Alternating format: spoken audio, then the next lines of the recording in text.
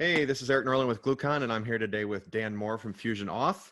And Dan's going to give us a short presentation on some next Gen OAuth stuff that he's been working on. And then I'll play questioning audience when he's done, and we'll go from there. Dan, I'll turn it over to you. Thanks for having me, Eric. All right, so I'm here to talk about the next gen of OAuth and what it is and why you should care. So real quick about FusionAuth, we are a drop-in user data store. We have a community edition and paid editions that offer support and premium features.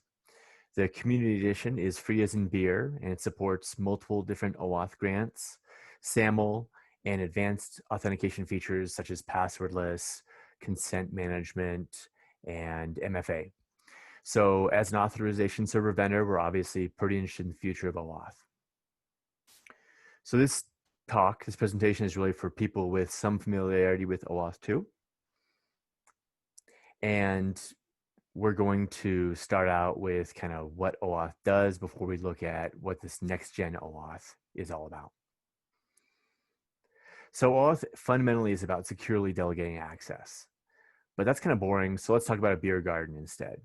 And I want to give full credit to Greg Sedor for the analogy. So when I go to a beer garden, I present a cashier certain credentials, right? Money, identification. I'll show those to a cashier, and then that cashier will take my money, verify my identity, or at least that I'm old enough to be in the beer garden, and give me some tokens. And I take those tokens and I present them to the people that are actually handing out the beer purveyors, and then I can get what I came to the beer garden for, right? Sweet, sweet beer. So let's kind of walk through that in one screen. I show up, I present some credentials to a cashier who verifies my credentials, gives me a token, and I then present that token or those tokens to the people that can actually give me what I came to the beer garden for, the beer purveyors. Now, obviously, I could shortcut this a little bit, right? And just show money and my ID to the beer vendors. But by introducing the cashier in the middle here, we get some benefits. I get the benefit of not having to worry about having correct change or showing my ID every time I want a beer. The beer vendors, the purveyors, get a benefit because they don't have to worry about being able to make change. You don't have to worry about being on the hook for the legal liability of verifying that someone's of age every time they want to get a beer. Both parties here, both me and the beer vendors, get a benefit by pushing a complex operation into the cashier's domain. And so the cashier, because it's a single entity, can take additional steps, right? They may put all the money that they get into a lockbox. They may do background checks on their employees in a way that wouldn't really be possible or cost effective for the vendors to do.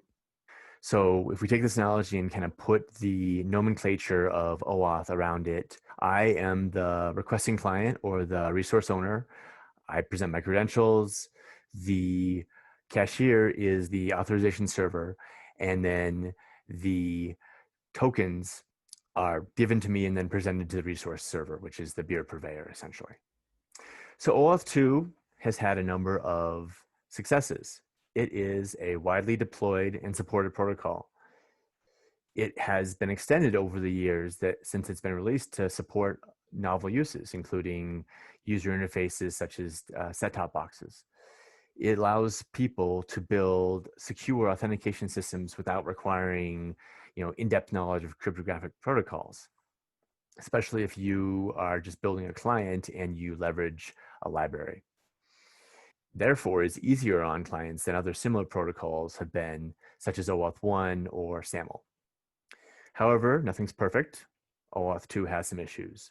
It is really tied to redirects and expects a browser to be part of most grants. It has what I would consider to be kind of old school developer ergonomics. There are a lot of form parameters that are passed around and a lot of posts, and you don't see a lot of JSON with the flexibility that data transfer format allows. Proof of possession or sender constrained tokens is possible in OAuth 2. It's just late to the game. So there have been a couple of standards published recently that work towards that. But the idea of this additional layer of security where I can tie a token to whoever I issue the token to is not widely deployed. Discovery is cumbersome. You have to hard code URLs into the client. And the mobile app experience, some might say, is suboptimal. Others might use the term brutal. And, example of that would be if you build this beautiful mobile application, the best practice once you actually want your user login is for you to pop up a native browser, which really kind of defeats some of the UX smoothness that you expect on mobile. And it's complicated. Let's talk a little bit more about that. So these are the RFCs that are relevant to someone building on OAuth. So we have the RFC number and then the year it was released. So in 2012, we get the core protocol and information about the tokens that are going to be used. 2013, we get revocation and threat modeling. 2014, we layer on an identity layer with OIDC. 2015 was a big year. We get JOTS, we get how you can find keys from an authorization server. We get Pixie, which protects against the authorization code being stolen. 2016 is a quiet year. 2017, we have some mobile best practices that come out. 2018, 2019, we get more standards. And 2019 is the device grant, which lets you use OAuth with user agents that have limited capabilities to accept user input. And then in 2020, we have MTLS, which is that proof of possession RFC that I mentioned earlier. And I guess the point here is just that there's a lot going on with OAuth. And you need to understand not necessarily all of these RFCs when you're just building a simple client, but the further you get in and the more different use cases you have, the more you need to start to reach out and try to understand these. OAuth 2.1 is a recent effort to consolidate all of this, especially around the security best practices. And last I checked, a draft had been distributed in July of 2020. And so I expect that to be published sometime soon. But we're not really here to talk about OAuth 2.1. We're really here to talk about the future. And the future is the grant negotiation and authorization protocol. So it's pronounced GNAP. The ideas behind GNAP have been circulating around for a while. I called this Next Gen OAuth. OAuth.net calls this OAuth 3. And GNAP itself is the joining of a couple of different proposals. One was called Transaction Auth. One was called OAuth.xyz. Realize that they all refer to what is the next iteration of the OAuth authentication framework, even though it's not explicitly tied to OAuth. So let's talk a little bit about what it's for. This is from the working group charter, and you can see here that they are covering a lot of the same use cases as OAuth, right? It's authorization, it's API access. They also pull in some of the OIDC functionality around identity assertions and user identifiers. One thing I wanted to call to your attention is that they have explicitly said that they are not going to be backwards compatible with OAuth 2. So they're going to provide migration paths because they're not dummies, right? And OAuth 2 is a very successful protocol. And if you want your follow-on protocol to be successful as well, you need to provide migration. But they are explicitly not going to be backwards compatible.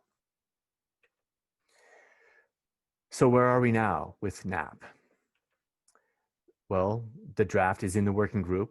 It has recently been promoted from the design team to the working group and has started the revision process. It's about 120 pages, and it's definitely under active development. So there is more than one editor's note or TBD note per page on average. Some pages have more than one, some pages don't have any, but some sections are really rough and just basically say, hey, we need to fill this out more, or this would be a great IANA registry, and others are more full-fleshed. The timeline is in mid next year. They want to have the last call for comments on the core protocol. And then the year after in 2022, they're going to be trying to wrap up some of the ancillary functionality. It's not imminent, but it's not that far away either, right? It'll be 2022 before we know it. And so I wanted to share with you a little bit of what I'm excited about with this new protocol. So the first thing I think is exciting is that the requesting party and the resource owner are now separated. So in OAuth 2, they're assumed to be the same entity. In GNAP, they are called out as often being the same entity, but they don't have to be. So let's go ahead and go back to our beer garden analogy and bring in a couple of these folks. So these people are going to be representatives of breweries, and they have, in their wisdom, decided that there's going to be layers or tiers of access at this beer garden. So there's a Budweiser tier, a New Belgium tier, and a Chimay tier. And the resource owners here will control, based on your credentials and in consultation with the cashier, who gets access to which tier of beer. So the way this new flow works is I still go to the beer garden. I present my credentials to the cashier. The cashier consults with the resource owners, and based on a number of factors, the cashier hands back tokens, and then I present those tokens to the beer purveyors. And the beer purveyors now have to look at those tokens more carefully, because a red token may be for the Budweiser tier and a green token may be for the Chimay tier, and they need to make sure that they check those tokens out when they are handed to them. So with OAuth 2, it's assumed that the resource owner is the same as the requesting client. But with GNAP, you can actually have those parties be separate. Another thing that's exciting to me is the ability to request multiple access tokens. So in this case, you as the requesting client might know that you want to access more than one API resource. And so in OAuth 2, you basically have to make multiple requests to the authorization server. With GNAP, you can actually say, here's the list of resources that I want access to, and please give me tokens for each of these. And that's really good because, you know, the different tokens can have different levels of priority or different levels of access, and you probably want to keep them separate. In fact, a request client could request multiple tokens, get them back, and then hand them off to different subsystems so that only the token that the subsystem needs is available to it. So how this might work with the beer garden analogy is you might walk up to the cashier and say, hey, actually, I want beer tokens and I want tokens for soda.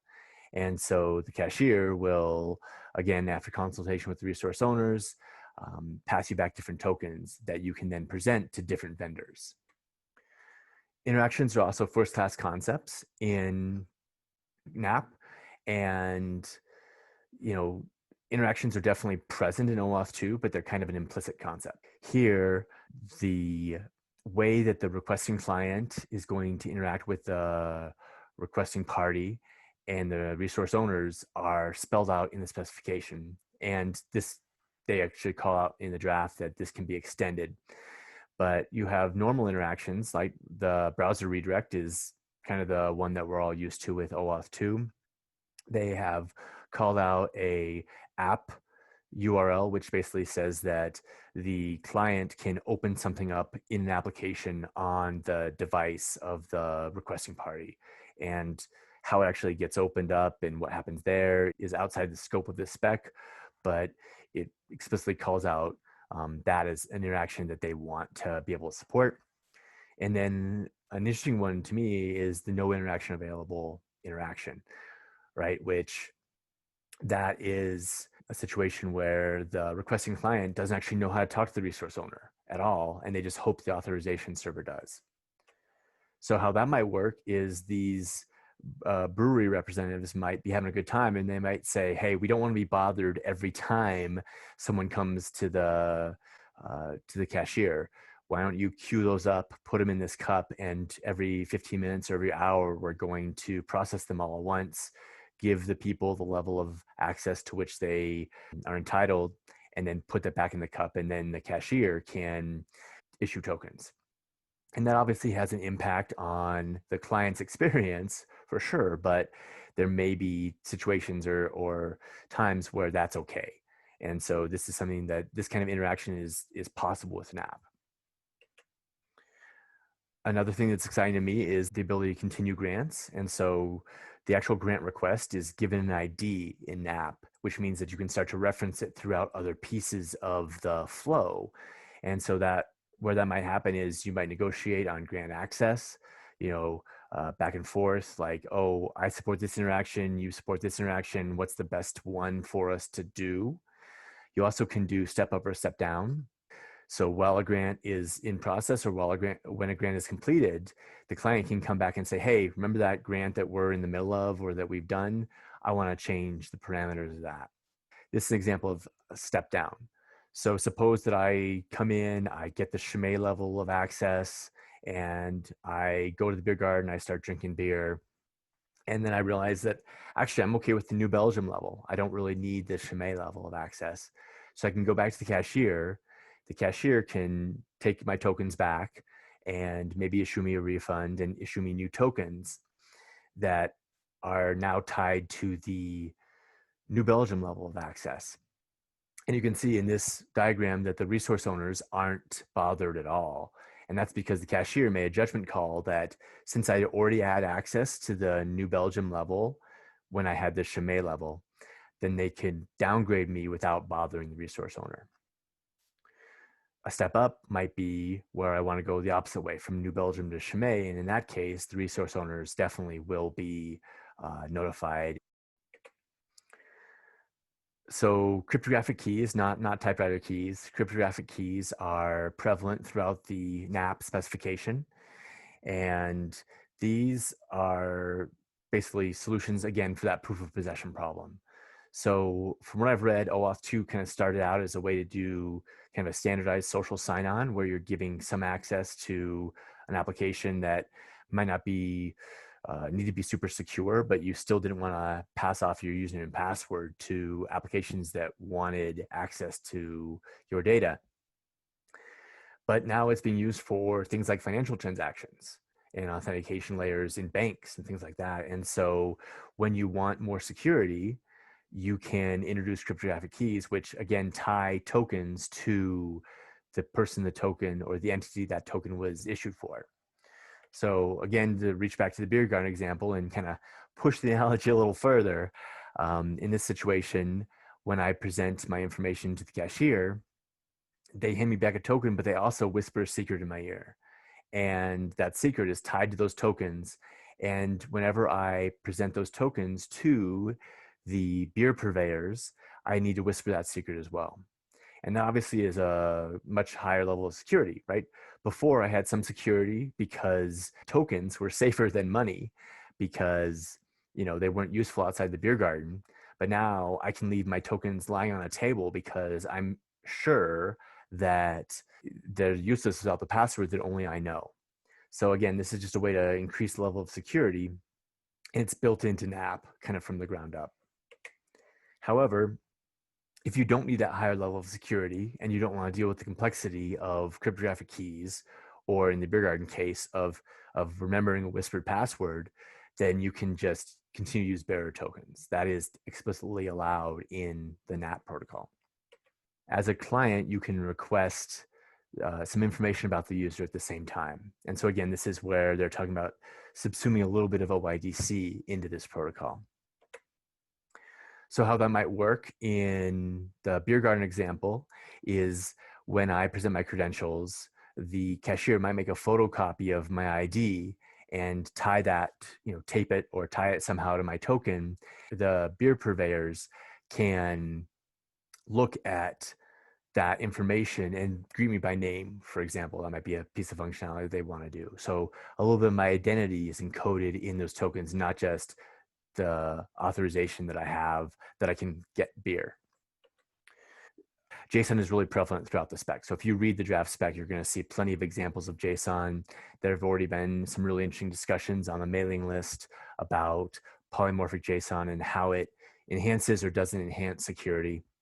Another point for making NAT feel more modern is they have one endpoint. So you always start a grant request at one endpoint, which really reminds me of hypertext as an engine of application state, right? That way of designing APIs. And then there are also some REST endpoints that are defined in the GNAP draft. For instance, if you want to delete a grant request, you would use the delete HTTP verb. So what should you do now? What you should do depends on where you are. So if you are happy with OAuth 2, keep using it, right? Use the best practices, right? When OAuth 2.1 comes out, follow those practices, which are going to talk about deprecating, the certain grants and using Pixie and the authorization co-grant. Those are kind of the main recommendations. But honestly, people will still be running OAuth 2 in a couple of years. And I shared this with my colleagues and they kind of laughed at me and they said, yeah, probably 10 years, people will still be using OAuth 2.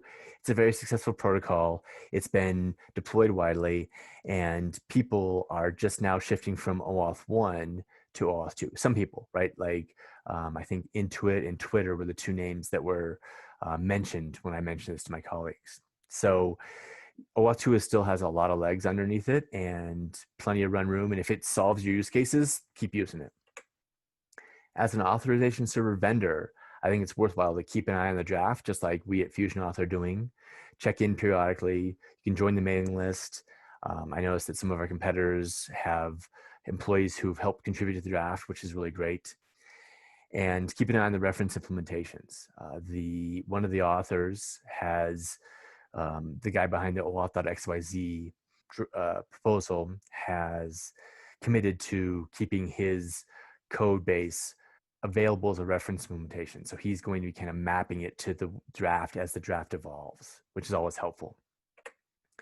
If you're a user of OAuth, it behooves you to look at GNAP and see whether it fits your use cases better. You can review the migration paths that it proposes. They're in the draft right now. And if it does fit your use cases better, tell your vendors or tell your team that's building out your authorization server functionality, because this standard is coming and it's better to be prepared, especially if it can help you in some of your use cases. So how you can get involved, you can read the draft right now. That's available.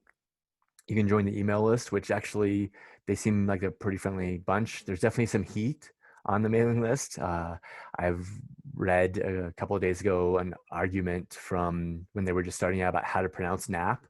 And there have been some other kind of heated exchanges, but I've also seen them be very welcoming and generous with people that are new to the group. They're looking for real world implementers feedback for sure. So you can go ahead and join the email list. It's free.